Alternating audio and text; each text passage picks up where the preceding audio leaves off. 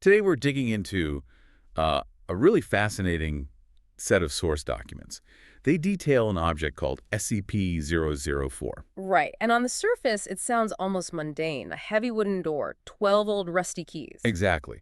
But the story here is how this simple setup completely warps space and time, and how this secretive organization felt they had no choice but to build a major strategic base inside the anomaly itself.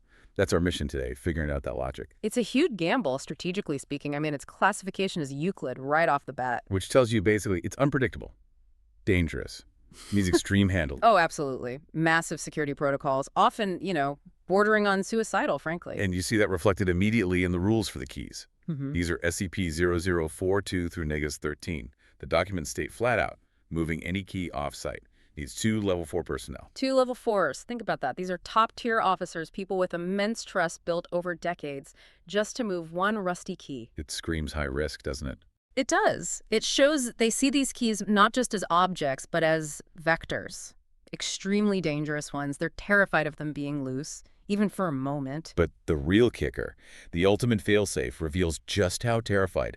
Site-62, the facility they built inside the door. Yeah. It has its own nuke, on site. And if containment fails, standard procedure is get the keys back inside the door, then detonate the warhead. Yeah. Unauthorized key removal, immediate termination, no questions asked. Which is strategically baffling from a pure self-preservation angle. Right? It implies the danger of those keys existing outside the anomaly is considered worse than detonating a nuke inside their own ultimate bunker. They'd rather vaporize the whole facility, everyone inside. Then let the keys roam free during a crisis. Wow. Okay. Exactly. Let's rewind. Where did this nightmare even begin? The origin story sounds pretty catastrophic.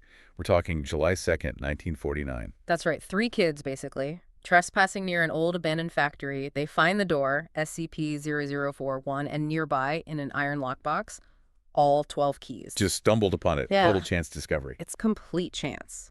But it went bad immediately. One of the friends, the documents call him CAS-01. He uses a key, opens the door, and just vanishes. Gone. So the other kids call the sheriff. They do. And that's when the real horror starts coming to light for the authorities. The Foundation steps in pretty quickly after that. Why? What did the local police find? They found pieces, severed remains of CAS-01 scattered up to 32 kilometers away from the factory. 32 kilometers. How? Well, the testimony from the other kids was chillingly specific. They said their friend was, quote, torn into several pieces, each of which disappeared. Disappeared. Okay. And the Foundation confirmed this disappearance aspect. Painfully so. 2 days later, July 4th, 1949, they run a systematic test. 12 Class D personnel, 1 for each key. Oh, boy. What happened? It solidified the danger. 10 of those 12 keys. The instant they were used, the subjects were, torn apart. Violently. In multiple directions. Torn apart, like the first kid. Yes, but the documents add a crucial detail. At the time, they only recovered, 2 pieces of most subjects initially. Most of the body mass. The source says it vanished from existence. Not just destroyed, but erased from space itself. Spatially deleted. That's the term that comes to mind. Okay, so 10 keys mean instant, violent deletion from reality. Yeah. But 2 keys didn't do that. They allowed survival. Let's unpack those, because this is where it gets really weird. Key SCP-004-7. Key 7. This one resulted in what seems like a purely spatial anomaly. The test subject went in, came back out completely unharmed, physically at least. And what did they report seeing inside? They described this huge room, impossibly big, they said, for the size of the attached building. So the interior dimensions just don't match the exterior, like a TARDIS almost. Kind of, yeah.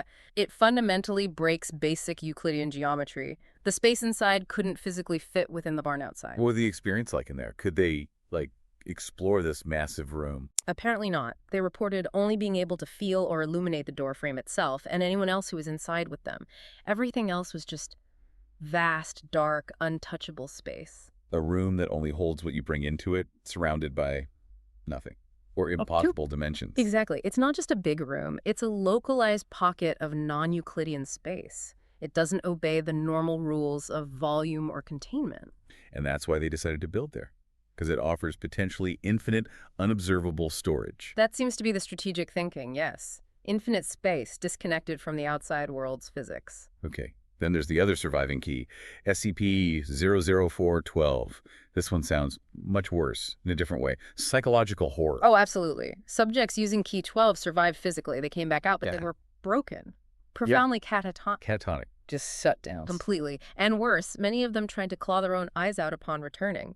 The documents note that out of 16 total tests with Key 12 over time, only 4 subjects ultimately survived the experience and the aftermath. So the door didn't kill them physically, but their minds shattered. Destroyed them from the inside out. Okay, let's focus on that. There was one subject, eventually, who could speak again, right after therapy. What did he say he saw? He described, well, a massive green creature. Said it was too large to even fit in his field of view, just immense. A giant green monster. Okay, standard weirdness for this stuff, maybe? Well, it wasn't just seeing the creature that did the damage. The report stresses it was the recognition. Recognition. He knew it. Not consciously, it was deeper. He reported this intense, just primal fear, and alongside it, a sudden recognition as if it were something buried deep in his primal fears, like an archetype dredged up from the evolutionary muck. Wow. Okay. And then came the kicker. The forced implantation of, quote, incomprehensible memories. This led to acute amnesia, both types. Couldn't form new memories, lost huge chunks of his past. Wait, so it's not just seeing something scary. It's like the experience rewrites your mind, implants alien memories, triggers some deep-seated evolutionary dread, and then wipes your own history. That's what the report suggests. Less like opening a door, more like plugging your consciousness directly into something that actively attacks its structure. An existential virus delivered through perception. Key 12 targets consciousness itself. It implies whatever exists through that key, or is that key's effect, can interface with and rewrite human psychology at a fundamental level. Makes you wonder what it perceived in the subject, doesn't it? Chilling. So dimensional chaos with Key 7, psychological obliteration with Key 12. But the documents point to something even stranger, affecting time itself. Let's get into the timeline anomalies. This is where physics really seems to just give up. It's one of the most bizarre aspects, definitely. The delayed return of the first victim's remains. Remember CAS-01, the kid killed back in 1949? Yeah, torn apart, scattered, most parts vanish. Right. Well, on July 2nd, 19 Euronet, the source redacts the exact year, but it's decades later, on the exact anniversary of his death. His missing remains suddenly reappear, right outside the door. Reappear. After decades, what condition were they in? Decomposed? Yeah, skeletal? That's the truly disturbing part. The source is very specific. Not decomposed in any manner. Still warm to the touch. Blood uncoagulated. Warm. Decades later, that's thermodynamically impossible. Fresh blood. Completely impossible by normal physics. It suggests perfect temporal stasis, not just time travel. And the Foundation confirmed the horrific implication based on this and other incidents. Which is? Material deposited at one of those dispersal locations where the body parts initially vanished. It reappears exactly years into the future. The redaction hides the precise duration, but it's a fixed interval. So the door doesn't just rip you apart and scatter you. It uses the pieces as temporal markers, scheduled to return decades later, perfectly preserved. Exactly, like temporal waypoints. Which makes you wonder, are they seeing a closed loop, or just the consequences of using this thing hitting them decades down the line? Well, they're definitely feeling the temporal effects in other ways, in more real time, so to speak. It impacts personnel working inside Site-62. Oh. People leaving the facility after shifts inside the Key 7 space consistently report time loss. They'll swear they were only inside for, say, a few days, when records show they were stationed there for weeks. They feel like less time passed. Yes, and here's the thing. Their logs support it. Records of supplies consumed, work completed. It all aligns with their subjective experience of shorter duration, not the actual elapsed time outside. So Site-62 itself operates under time dilation. You go inside, and time moves faster relative to the outside. Or slower. Wait. It seems time inside moves slower relative to the outside. Weeks outside feel like days inside. So you're effectively getting accelerated time inside the bunker to work, to prepare, while the outside world hurtles towards whatever catastrophe they fear. It's a terrifying thought, but yes, it seems to grant them that advantage. A temporal edge bought at a steep price. And we still don't know where everything goes with those other 10 keys, right? The deadly ones. Correct. They lead into dimensions where the documents say physics and topology are significantly different. Very different. And for 7 of those initial body dispersal locations, still completely unknown. Lost dimensions. Okay, so Given all this, it's lethal, it breaks space, it messes with time, it causes psychological breakdowns. Why? Why on Earth pick this nightmare anomaly as the location for a critical strategic facility? Site-62 seems like the last place you'd want to bunker down. The decision seems purely driven by existential fear, geopolitical terror specifically. The documents state construction started in 1999, and the justification cited is stark. Massive proliferation of nuclear weapons in World War III only years away. Again, a redacted time frame, but the fear is clear. They needed somewhere truly impenetrable, somewhere that could survive total global annihilation. Exactly. And what's safer from worldly destruction than a pocket dimension existing slightly outside our reality, accessible only by a specific key? So they embraced the anomaly's weirdness as protection. They went all in. The initial plan was just massive supply stockpiles, enough person days to outlast anything. But it grew. How so? Site-62 expanded to include emergency storage for all mobile SCP specimens. Think about that. All the dangerous contained objects moved inside another dangerous object. Doubling down on the risk? And a massive database. Petabytes, the source says. All critical Foundation data archived inside this non-Euclidean space. The ultimate backup. But living and working there, Yeah. given the time dilation, the isolation, what did that mean for the personnel? That's where the human cost really hits. By early 2001, the anomalies, the time effects, the logistical challenges of moving in and out forced a decision. All personnel assigned to Site-62 required to live there permanently. Permanently, they couldn't leave. They traded their lives, their entire existence in the outside world for the mission inside. What happened to their families, their old lives? The documentation is cold about it, stark. Families were told they died in an industrial accident, official cover story. They even prepared cloned bodies for funerals. Oh my God. So the people inside Site-62 were just erased from the world, declared dead, sacrificed to the bunker. Complete temporal and personal isolation. That was the price of security inside Key 7's space. But even that security wasn't absolute. What do you mean? The 2003 blackout incident. Remember that huge power outage across the U.S. Northeast? Vaguely, yeah.